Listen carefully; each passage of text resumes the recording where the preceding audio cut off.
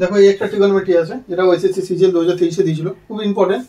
cos a by 1 minus sin a plus cos a by 1 plus sin a equals to 4, then what is the value of a? Trigonometry অনেক ভাবে করা যায়। যখনই এরকম অঙ্ক দেখবে তুমি আগে এলসিএম করে নাও।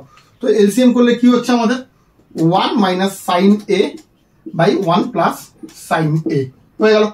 এটা থেকে এটা হয়ে গেল, এটা দিয়ে মাল্টিপ্লাই করো, cos a into 1 cos a into sin a plus cos a sin a করলাম।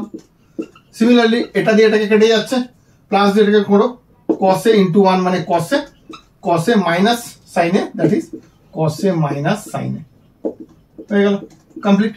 এখানে cos a plus sin a cos a minus sin a কেটে দাও, ওটা থাকলো কি cos a plus cos a 2 cos a, নিচে কি থাকলো 1 minus sin square a, that represent 4। আমরা কি জানি sin square theta plus cos square theta equals to 1, cos square theta equals to 1 minus sin square theta। theta মানে a, যা ইচ্ছা হতে পারে, theta মানে কোনো ডিগ্রির মান, তার মানে 1 minus sin square a মানে cos square theta লিখতে পারি। তাহলে 2 cos a equals to cos square a লিখে দিলাম, equals to 4। 2 কাটলাম, এই একটা cos a আছে, এটা কাটলাম, এটা কেটে গেল, তার মানে পড়ে থাকলে কি 1 by cos a, আর 1 by cos a মানে sec a রিপ্রেজেন্ট করছে 2।